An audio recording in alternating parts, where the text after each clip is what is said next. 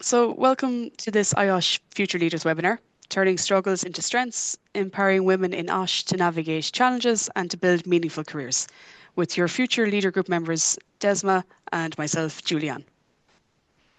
In this two-part webinar series, we aim to provide valuable insights on how women in this field can overcome challenges, build confidence, and create successful and fulfilling careers.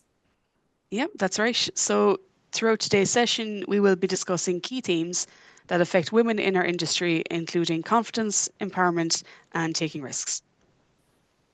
We hope you find this session as inspiring and valuable as we do. Today, we are delighted to welcome Donna Cranney to join our discussion. Donna, it's great to have you here. Will you Thank start you. by telling us a bit about yourself and your journey in this field? Well, I'm Donna Cranney. I am the Health, Safety and Environment Manager at Queen Ethelburga's Collegiate in York. I've been working in health and safety now for around about 16 years as a coordinator for some, and for the last 4 years I've been a health and safety manager at 2 independent schools. So my career started really when I was 23, and I worked at a school in Hereford called the Hereford Academy.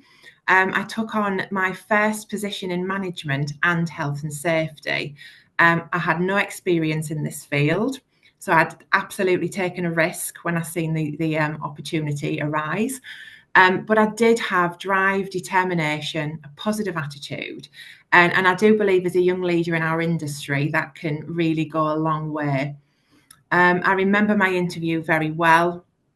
And I know that I put my heart and soul into this interview because I wanted this opportunity. It was the very, very start of a new career for me. And I did well because I got the job, and I was with the school for 8 successful years. And I do believe that's thanks to the wonderful head teacher, John Shepherd, because he took that massive risk on me. And I truly believe he's a huge part of why I'm doing what I'm doing today. I took a risk going for the job. I'm quite a bit of a risk taker anyway, but he put his faith in me just through my grit and determination more than anything. Health and safety was very male dominated when I began my career in 2004. And I remember doing my NEBOSH certificate then. And in a class of 20, there was only 2 of us that were female. So I thought, wow, that's interesting. I also have worked at Ampleforth College as their health and safety manager, as I've previously touched upon. But I'm an ex-returnee for QE. I worked for Queen Ethelburga's in 2 different roles, one health and safety and one as the examinations officer.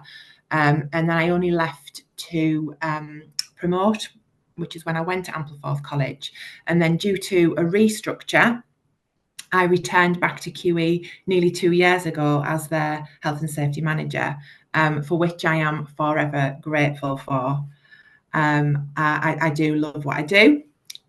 It's good to make an impact as a female lead on a school and collegiate that is headed up by a female CEO. So I feel very passionate about that. During the last 2 years, I have had a battle with breast cancer. So I do believe this has made me more determined than ever, and to push myself in a man's world, because us ladies can do amazing things. I think it's about having the positive mindset, grabbing opportunities, and of course, your employer having faith in you, which I am very grateful for, because mine did, as I've returned to QE as I was still having some form of treatment as well. And like I touched upon, our CEO, she's really inspirational, and she's come from a construction background. So she worked in construction for a lot of years, very heavily male dominated. And now she's led us for 10 years in her role as the CEO. So I think that's pretty good going. Julianne, would you mind sharing an experience? Yeah, so I suppose, like many women in OSH, my journey didn't necessarily start there. I transitioned into the field after working in a completely different sector to begin with. So I had actually started out working in a call center. So it does help build certain skills, communication skills, problem solving skills. But I think I only stayed there about a year, just under a year. I had to give that up because it's such a I have great admiration for anyone working in that field because it's quite tough and it does take quite a toll on you. But I did transition into a new company then, so the place I currently work, which is Boston Scientific. So I started here as a product builder, worked on the line building medical devices for about 2 years, and then I took a chance on an EHS role that came up. So it was a role for somebody who's gone through college. That it was a specialist one role, so somebody who's already graduated, had a couple of years experience. I had nothing. I had never done anything in college around EHS, never done anything in that field, but it was something that I had an interest in. So I just took a chance, went for the role, and they actually hired me for it in a developmental capacity. So I think within a week of doing that, I absolutely fell in love with it. And that was back in 2019. So since then, I have gone back to college. So in Ireland, it's the bachelor's level 8 that I've completed. So a 2-year course. And back in 2024, I actually started my master's, my level 9. So another 2-year course, another journey that I'm taking as well. But I have gotten a lot of experience. I actually moved to a different company for a short term as well, where I took on the role as a site HSEF lead, so health, safety, environmental facilities, and that was in the aerospace manufacturing industry. So I'm now back in Boston Scientific, back where I started my journey, working as a senior EHS specialist. So I've gotten lots of experience over the couple of years. In this company, it's predominantly female environment in the EHS area, which is brilliant to see, because I think as women, we have a different perspective on health and safety as well. We approach it in a different way in that we bring a lot of compassion, a lot of empathy to it as well, which is fantastic. But working in the aerospace industry, it was male dominated. Working in a factory of 63 people, and I was one of only 3 females on the site. So men in their 50s and 60s. So it's quite daunting when you're going in there at 28 years of age, trying to do a culture change and trying to get these men to change the way that they're doing their jobs, and they've been working in the same industry for 40 years. It can be very dominating. You get a bit of imposter syndrome working in there. But it's given me so much experience that I've taken into my role today to get to where I am right now. That's quite interesting. And I was actually listening and comparing your experiences to mine. Coincidentally, I was doing a little calculation here, and I found out that I also joined IOSH when I was 23. That was in 2017. Yeah. And I also joined like accidentally. And after university, when I finished my degree, I started I did my internship in public health. So, which is, okay, there is a unit in public health with IOSH, but it wasn't like in my interest at all. And I was just looking for a job, and an opportunity came about, and I applied and I got it. So when I got into that role, I felt like I was risking a job that I was already doing, and took in a new role that I had no idea what it was all about. And I feel like other people really mentored me into that role, even unknowingly, because I kept asking people like so many questions. What do I need to do? What does this role entail? And I had to find out by myself and asking those who are already in the industry. And everyone was very resourceful in assisting me in the transitioning. So after that, I realized I had to get more knowledge, get more skills into this new role. And I enrolled into the NIBOSH certificates. Then I did that. I was just pushing myself because I felt like in our country, I come in Kenya, safety isn't like in the same level as, for example, in the UK. Back then, it was mostly about checking boxes. Just you're complying, you have a safety person on site. But I wanted to find out more about this role, because the role that I was getting into, people are really getting injured on site. Like I was seeing we were just reporting accidents and incident, and I wanted to know, like, what can I do? Because I've been given this role. The employer doesn't even really know why I am there because they just employed me to tick a box. So I had to like go do courses, and I found out about NIBOSH. I did NIBOSH, and then later on I did my NIBOSH diploma, and I found out about IOSH just through friends. They asked me there's this institution that you can join and you can network with many people. And I found myself in IOSH, and everything has been just working out well until, yeah, here we are at the Future Leaders Group, and it's been an amazing journey. And we hope for better things ahead. Yeah.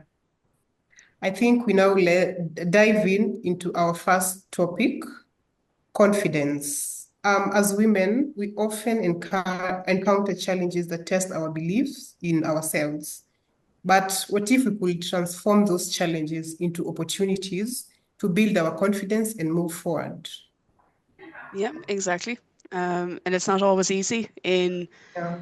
male-dominated industries for women to find the confidence to take that next step. But often it is when we take those risks that real growth happens. Absolutely. Donna, you've had such an interesting journey, and you have worked in many environments where confidence plays a key role. Could you share a bit more about your experience with building and maintaining confidence in your career? Yeah, absolutely. Well, let's say that with experience, your confidence grows. And I do agree with that. But I do think your personality plays a major factor in your confidence as well. And I think it's having that ability to know your strengths and play to your strengths as well. It's just as important to know your weaknesses as well. One of mine being I'm very impatient, and I am well aware of that. But it's having faith in your ability, it's your self-perception and believing in your potential. Confidence doesn't just come from achievements. I think small wins absolutely help, but it's when you overcome challenges and that you keep going and you don't give up. I think that's when your confidence can, really, really develop. I think it's important not to stay comfortable in your career. Definitely. I think there can be an element of boredom, and you can also feel that you're just not really going anywhere, and then your confidence can be knocked.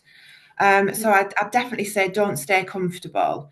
A positive mindset is absolutely essential, especially for what we do and the environment we work in. And I think it's important that any setbacks that we do have, that we view them as an opportunity of learning, really. I think having the ability to overcome challenges and setbacks, but learn from them and be more optimistic is really essential for careers, especially as a young person coming into this industry. I've always been an optimistic person, for definite. And I think that does have a positive impact on other people.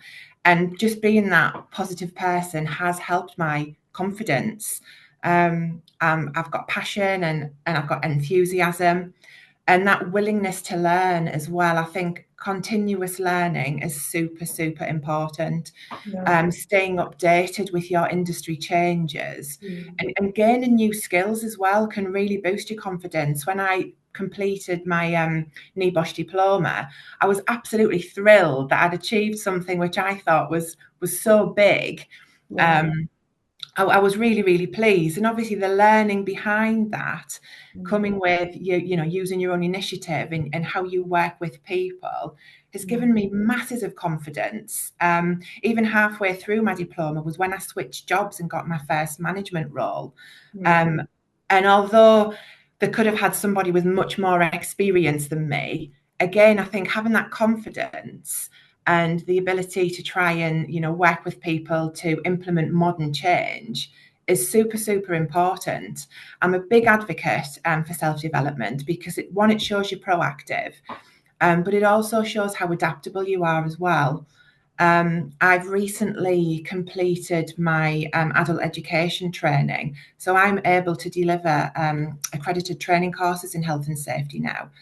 So it's great that I can pass on the skills to others within our collegiate at our QE Learning Academy, along with other colleagues of mine. So I think it's super important to make sure that you progress.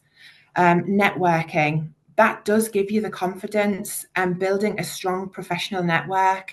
I've been a member of IOSH for around about 8 years now, and I found it super beneficial. Just speaking with people that deal with the same situations and same issues that you do, they know how you feel at times and how frustrating it can be at times, but how brilliant it can also be at times. So I do recommend networking. And last but not least, celebrate your success. Little wins, big wins. Go out there and make sure that is celebrated. What about your experience, Desma? I was actually scribbling so many things. You say really, really nice points, and I can totally relate to all of this. And I know our listeners are gaining so much knowledge from this.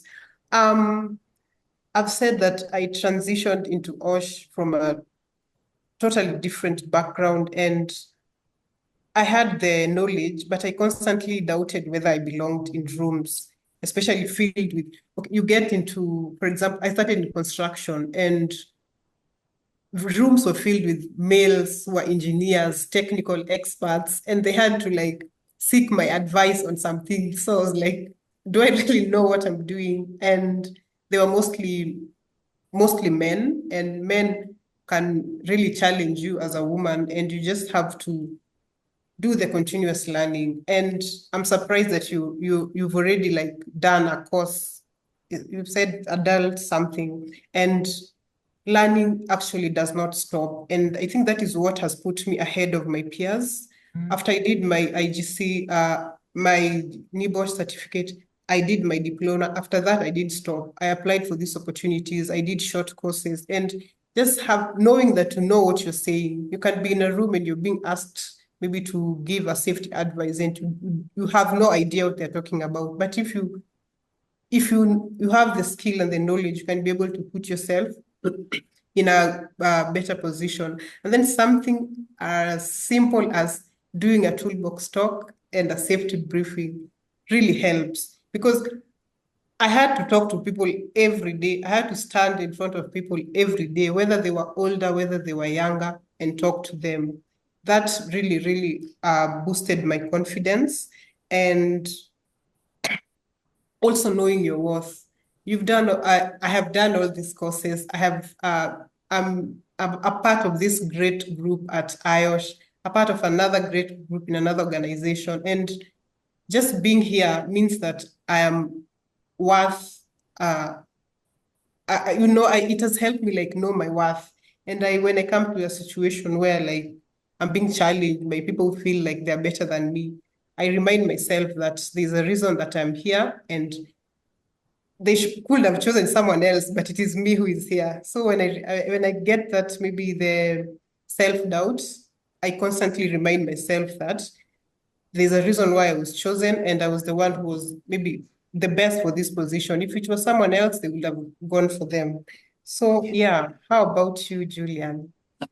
Yeah, absolutely. Listening to both of you, you're mentioning about constantly learning, constantly adapting to it. And that's something I said recently as well, is to always be curious, always stay learning.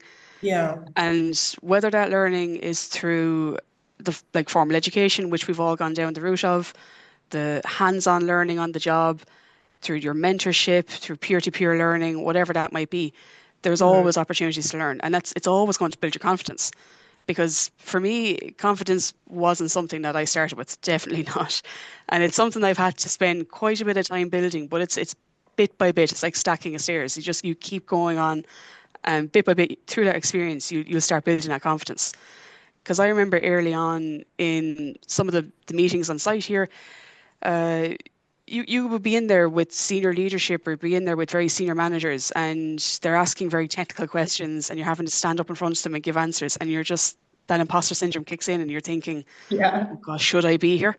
All these people are asking me questions. Should I be here? Do I know the answers? And it doesn't matter if you do know the answers, because that's what you learn through all of your experience. Yeah. And especially in important scenarios, my head would be full of the noise afterwards, thinking, what did I forget to say? Did I get the message across? Did I have their attention? But every time you speak, every time you get up in front of them, you say something right, or even just holding your ground on certain topics, that reinforces that voice in your head saying, I do belong here. Exactly what you're saying, Desmond. I do belong here. I am worthy of this. And you can't do it alone either. Like, you do need to have that mentorship. You do need to have that peer-to-peer learning, because they're the people who will remind you of your value, especially when you have those moments of self-doubt. And I think I've learned along this journey as well, and I'm still learning, but I've learned that confidence, it's not the absence of fear. You have to have that little bit of fear there and just move forward, and eventually the confidence will get stronger and stronger, and it'll start to quieten that voice down that you don't belong there. Yeah, we've all talked about having someone to tell you that you can do it, someone to tell you to keep going. And that brings us into our next topic. We'll talk about empowerment. How do you think empowering other women in the workplace can change the dynamic of an entire organization or team? Yeah, because I do think when women support and empower each other, it will create a culture of growth and collaboration. Yeah. And that positivity can spread across the entire team. So I suppose, Donna, have you seen empowerment in action, either in your own personal experiences or in any of the organisations that you've worked with? Yeah, absolutely. I think it's super important that as female leaders, particularly in our industry, that we need to have each other's back and support one another, whether that's professionally or emotionally, because I do believe that we have that specialist superpower, really, to be able to deliver how well we do, but also empower others as well. I've got a great example, actually. Laura, who is our fire officer at Queen Ethelburga's. I'm a returnee to QE. I'd done 9 years service, left on a promotion, and then because I loved it here so much, I found the opportunity through a restructure. I was able to come back as their health and safety manager, so that was wonderful. So I left on very positive terms, and Laura stepped in to do some health and safety admin and to help the health and safety lead at the time. So when I'd come back and returned as the manager, Laura, she's very keen to develop. She's one of those, get up and get on with something. She's a great asset to our team. And she'd completed her NEBOSH certificate and her NEBOSH fire certificate. So between the two of us now, we've become a little bit of a force of nature, actually. We've worked on a few projects together. And it was me who said to Laura, why don't you join IOSH? I think you'll get, so much from it, from a developmental perspective, support, the training and things that IOSH run. I said, it'll be really good for you. So she did. And then the next thing, she's a member of the IOSH Yorkshire branch, and she's a committee member. She doesn't do things by halves, does Laura? So she really embraced joining IOSH, but also being able to give something back as well, which was just absolutely wonderful. So through this, we co-wrote and delivered some major incident training through the Yorkshire branch committee. And it was just absolutely wonderful. It was so empowering for both of us, but particularly Laura as well, who does a little bit of health and safety, but predominantly her role's fire, because she's also a teacher as well. Now, this has led us on to a huge project, which we're working on for June. Again, with IOSH, Laura and I have organised, and we're hosting a health and safety in education conference in June at Queen Ethelburga's. And we are super, super excited about this. It's something that's not been done before in the North. It's a wonderful free event for all those in the education sector. Because I've always worked in education, the amount of health and safety involved in education is vast. Here at QE, we're our own little city, technically. We have a medical centre, we have our own estates team, we have our own grounds team, caterers, housekeeping, as well as our academics and all our support staff as well. So there's a lot going on within health and safety, and I think it's really important that we bring that to the forefront. I thought it was something lacking, because we're in education and in a school. It's super important to appreciate what goes on behind the scenes. So working with Laura has just been, wonderful. Us two women ruling the roost, so to speak. So that's a good work example. But again, personally, my cancer journey has very much empowered me. And I do believe if I can get through that, then I can do anything that I put my mind to. Life is too short. We've just got to go for it. So I think over my struggles, my confidence is growing for some unbeknown reason. And I just think that empowerment of what I've gone through and how I dealt with it, through being, optimistic and being that positive person, is something that I've taken something really positive out of a negative situation. And I hope that'll continue to give me that drive and ambition, really.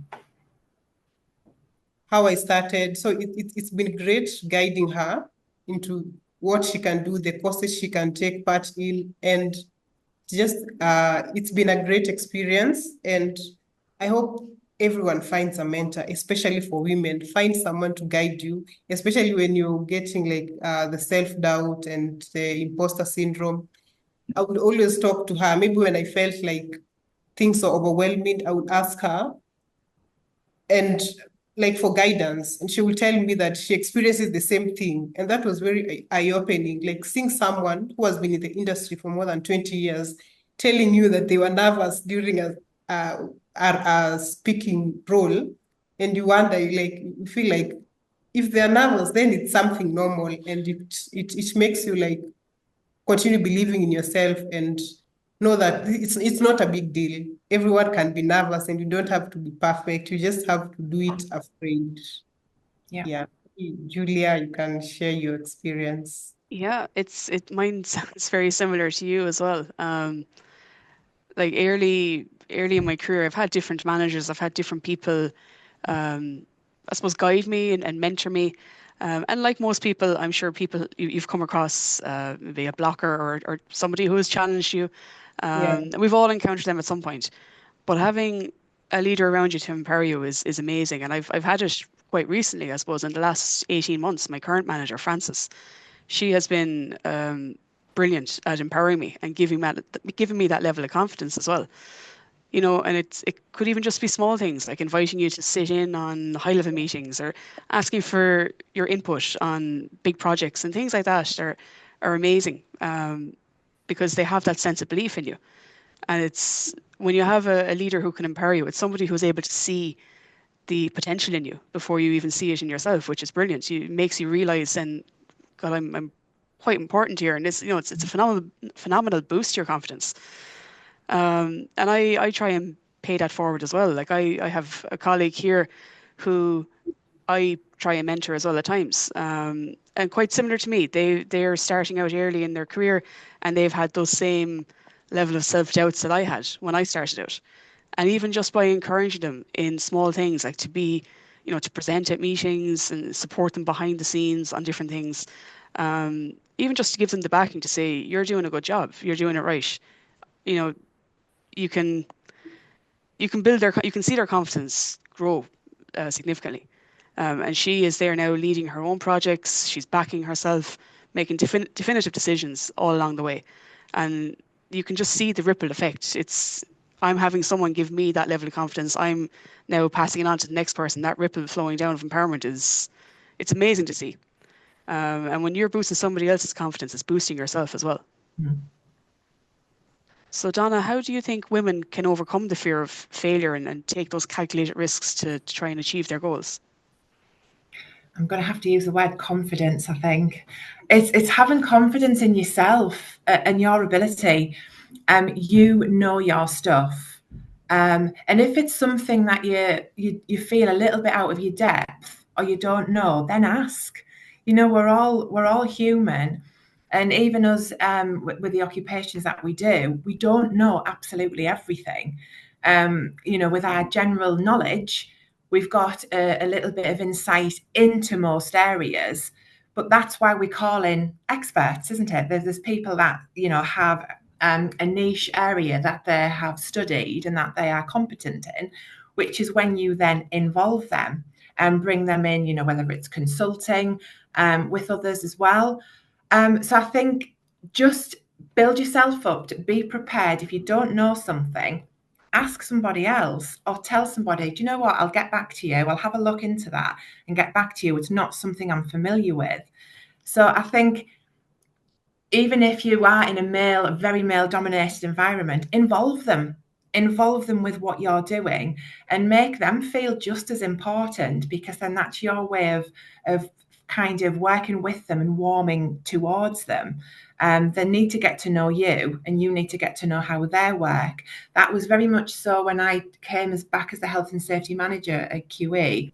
We have 60 estates guys that we work with, one female within our estates team, Lou, and the rest are all male. And I didn't want them to think, oh gosh, you know, here she comes, Mrs. Health and Safety, because it does get a bad reputation, doesn't it?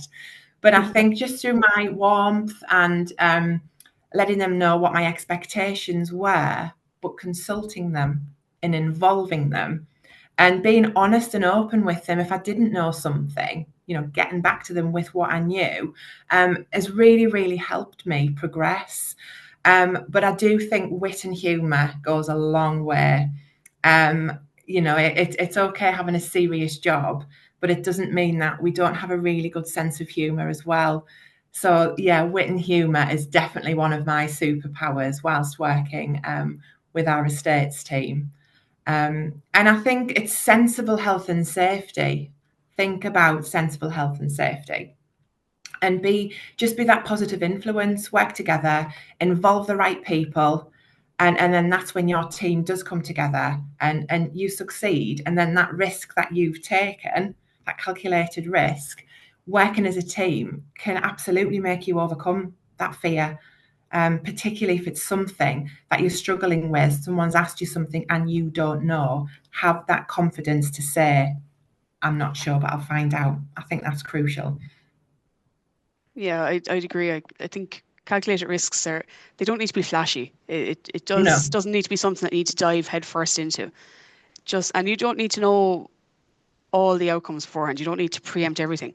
It's just doing that little bit of research, doing that bit of preparation, getting those allies on board. I totally agree with you. Getting people on your side, present them to data, bring them on board, show them how the changes align with maybe the long-term goals of the company or your own long-term goals. Yeah. Because it can be tough starting out, but the reward will be worth it in the end.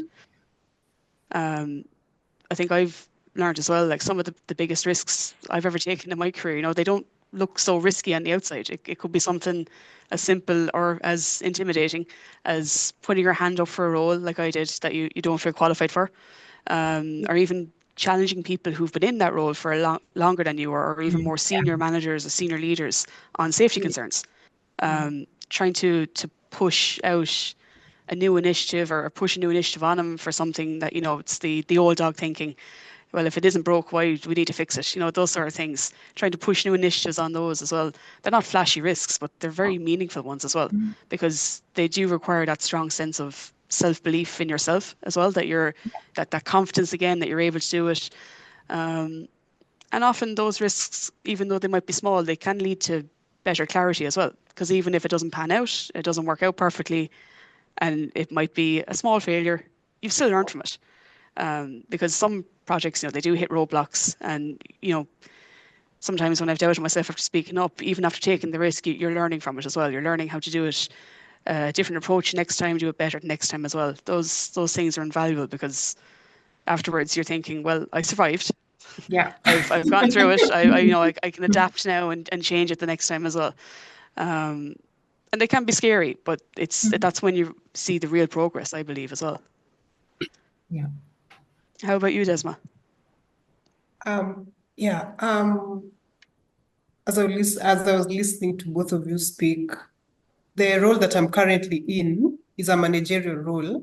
And before this, I was just, I was working as a supervisor and also a just a health and safety officer. And when this opportunity came about, it was a new industry because I've been in construction and I had to get into it's a telecommunications industry. And I had no idea what they do there. And I just really didn't believe that I could do it. So this person was like, Desma, there's a new role and we need someone. Will you be up for it? And I was like, I don't think I can because I've never been like in that industry. And I know that as a health and safety person, you need to understand the processes. And the project that I was working on at the time was about to end. So I had to take this risk. It was either I stayed at that project and maybe after a few months I will be jobless, or just take the risk and get into this new role. And I did it. And I think within like a few months, I was able to learn a lot of things. And how I did that was through asking questions. I just got into there because I'm working for a contractor that works for bigger clients. I think it's the main client in telecoms in our country. And what I did during the first month was ask questions. I asked the health and safety managers and officers from maybe sister companies or companies working for the same clients. I didn't know these people, but I just had to tell myself, I don't care whether I'll sound stupid. I'm just going to ask for how do these processes go? How do things go? And that really helped me. As Donna has said, don't be afraid to ask. I used to be so afraid to ask because I felt like if you're being given a role, you need to like know what to do, know what is expected of you. And I found out, no, you don't. You don't need to know everything. And even the people who you think are better than you don't know everything. And the point where I'm at now, it's those people that I found in the industry come to me to ask questions because I think I really dived into everything and I wanted to understand the details of health and safety in this new industry. And just believing in yourself and doing it anyway, you end up being the best among the best. And that has been really like it boosted my confidence. And sometimes I look back and I'm like, why was I afraid to take this new role? But I'm glad I did. And that was a great risk for me. And if bigger risks come about, I'm definitely taking them without looking back. I suppose in these male-dominated industries as well, and you know when you reflect on your own journey as well, Donna, is there any advice you could give to women who might be hesitant about stepping into leadership roles because of uncertainty, of fear or failure, or anything that might seem a bit too daunting for them? It comes down to self-belief, I think. Have a strong belief in your own ability and your own potential. And I think remind yourself of any past challenges that you've overcome. And again, play by your own strengths. I do believe we've got so much to offer as female leaders. You know, we've mentioned and touched upon, you know, our not just our passion, but how we approach things slightly differently to men. I'm not saying that we're better than men, but I do believe we just approach things we're a completely different breed. And I think that's why in so many male-dominated industries now, women are coming through the net and are shining as well and really doing great. Work on your development leadership skills through training, any workshops and your work life experiences. I think the more prepared you feel, the more confident you're going to be. Have a positive mindset. And have that positive attitude towards your challenges. The more it's growth for you, really, rather than an obstacle. And you will face challenges as a new female lead. You will face many, many challenges. But I suppose it's how you embrace that and how you think, you know, there's always a solution. How do we get there? And also embrace your vulnerability. It's okay to feel uncertain and it's okay to make mistakes as well. And I think being a vulnerable leader it leads to being, you know, a stronger connections within your teams and a more authentic leadership style as well. We're all human. So I think embrace your own vulnerabilities. You know, you need support at times as well. And as someone young coming into a leadership role, you don't have to have this tough exterior because this needs doing and that needs doing. You know, you are who you are. And we all have our flaws. We all have our different abilities, and we all have a different way of working and approaching things. So, you know, move forward with that. Connect with your other leaders, you know, your peer support, to give you your advice and your opportunities for growth. I think that's something that can really help you.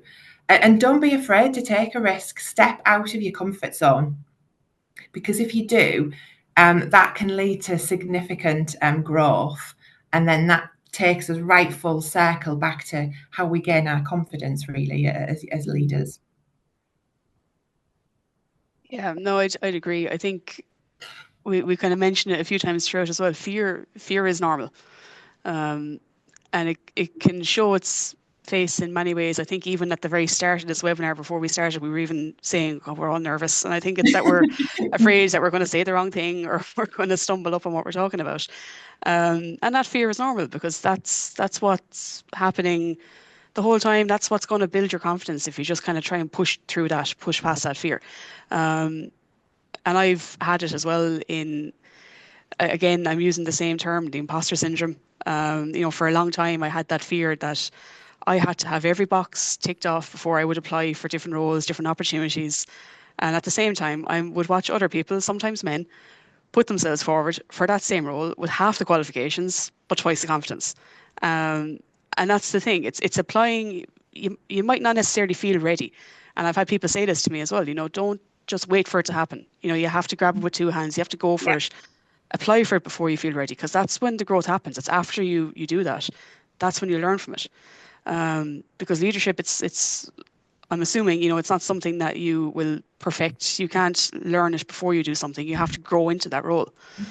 And I do think the education is a key piece, and not necessarily formal education in college or anything like that. The education could come from many different tools, such as the IOSH blueprint. I use that quite a bit. There's so many different items on that you can learn from, different resources, and even Desma can tell you as well, our Future Leaders group, we have so many resources as well. We have our own online community platform that all of our leaders are able to engage with, that so many people involved in that community are able to engage with. And it's a place for people to speak freely. You can ask the question, and you have people from all different backgrounds, all different levels of experience, able to input on those questions as well. So there's lots of opportunities to grow and learn from that part of it as well. But I think finding your voice is quite important. When you find it, then you have to use it as well. You know, like we said, women have that different mindset. We come with the empathy, we come with the compassion as well. We have that different view on safety and well-being. And that's a superpower in itself as well that we need to constantly build on. Definitely. Yeah. And to top it all on that is that all these resources are for free if you become a member of IOSH. You don't have to pay anything. So that has been really like helpful. You just go Google anything. If it's like doing multiple short courses for free. This has been really, really helpful. And on the topic of leadership, and when I first there was a time that I was asked to lead a team, and the role that I'm in, sometimes like knowing that it's only me, just being put in that role, so that I know that there's no one else who can do it. So sometimes when you don't have an option, actually really helps.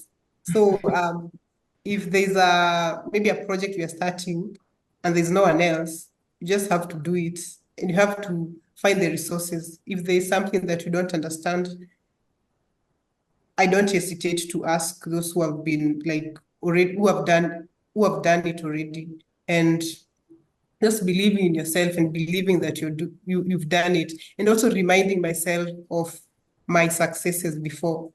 Sometimes like it can be just a similar project to maybe one that I did before, and it it becomes very scary because I forget that I had done it maybe a few months ago. Just going back and reminding myself that I had already done this thing, and I don't have to be I don't need to be afraid to do it again. That has really been helpful in just me taking up this leadership role, and always willing to listen, to learn, and support others. Because there's so much knowledge when you gain when you guide other people and when you help others. Yeah. So I think we are coming to the end of our session. And lastly, Donna, looking back at your career, what is one piece of advice you will give to your younger self, when it comes to building confidence and taking risks in the workplace? I think it's about being authentic. Definitely. And I think as you grow up, when you're young, I think it's following the crowd, isn't it? And trying to keep up with trends, and you should act this way and you should act that way in certain environments. But actually, what I have learned is just be yourself, be authentic. I am somebody who wears my heart on my sleeve. It's just how I am built. And I tend to lead with empathy, integrity, and kindness. But just because this is my leadership style, it doesn't mean that I can't challenge when I need to. So I think it's being you. And I think in my younger version, I would have always tried to be somebody else, possibly, to try and achieve these things. But over the years, and as you get older and as you develop and as you meet different people, it's about you being yourself. And also, I think humour is just the best. In a serious job, have a really, really good sense of humour. Jump at opportunities. Don't be afraid to give anything a go. I overheard a conversation when I was 23, when I went for my first job in health and safety without the experience and without working in education. And although, like I said previously, my interview went really well, but I did hear afterwards, one of the ladies that was involved in my interview, she'd said to somebody else, oh, she's just too young, way too inexperienced. I mean, she sounds lovely, but she's not the person for the job. And I just overheard that in the corridor. And your heart just sinks. But then I got the job. So that was just my utter determination to prove her wrong. Yeah. And I think that's something that's just been instilled with me from then. And prove people wrong. If they don't think you're the right person for the job, prove them wrong, because you are. We can lead and we can navigate challenges, and we can all really build meaningful careers. So I think if it's the biggest takeaway is be you and be authentic. Yeah, definitely. What I can say, what I can tell my younger self is just start. Just take the first step. Don't worry about the finances. Don't worry about whether you're going to finish it or not. Don't worry about whether you just, in any opportunity, take the first step. If it's that course, if it's that master's degree, take the first step, register, and everything else will figure itself out on the way. That has happened, and I know in future I'll continue living by that. Yeah, and I think for me, it's even a little mix of the two of them. I think it's to trust your gut. If something feels off, whether it's a safety issue, it's a culture problem, or even it's a more senior, like a leadership decision, to speak up, because your instincts are powerful, and your perspective is needed on it as well. So, to take that risk, say yes, or hold your hand up and say there's, something might feel off here. Let's have a look at it. Just trust your gut a bit more, because you'll learn as you go as well. And you'll be proud of yourself for stepping up and having your voice heard, stepping up to make that decision as well. Like you said, don't be like everyone else, be individualistic, make choices that align to your values as well. Even though your voice might be shaking or your hand might be shaking behind you, to do that, stand up, show up consistently, offer your ideas, and stand by your values are the main things I would pass on to someone, or pass on to my younger self. Yeah. Yeah, don't compare yourself to others, because that is really a killer of confidence, because you will keep living up to other people's standards. Just follow your own journey, and it's going to take you places. Yep. So, Donna, thank you so much for sharing your incredible insights and your experience with us today, because I think you've truly highlighted the power of confidence, empowerment, and the importance of taking risks in this field. Thank you. Thanks for having me. Absolutely. It's been such a valuable discussion, and I know our listeners will take away some fantastic advice on how to navigate their own journeys in the IOSH fields. Yeah, definitely. We hope today's session has inspired and empowered you to take that next step, whether it's building your confidence, supporting others, or embracing the risks that lead to growth. Remember, no matter where you are in your career, taking risks and empowering yourself and others is key to breaking barriers and reaching your full potential. Thanks again, Donna, and thank you to all of our listeners for joining us today. And stay tuned for the second part of this series, where we will continue exploring how to overcome challenges and create successful careers in IOSH. Take care, and we look forward to seeing you at the next session.